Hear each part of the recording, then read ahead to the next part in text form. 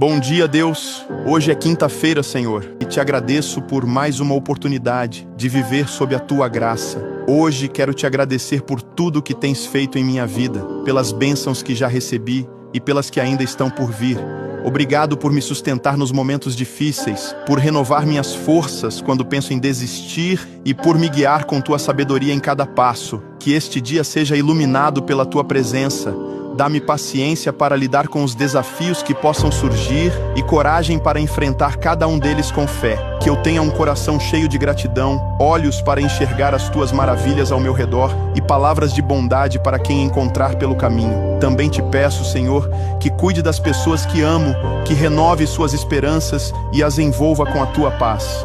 Que eu possa ser uma luz em suas vidas. Entrego esta quinta-feira inteiramente em tuas mãos, sabendo que o Senhor já cuidou de cada detalhe. Obrigado por tudo. Em nome de Jesus. Amém.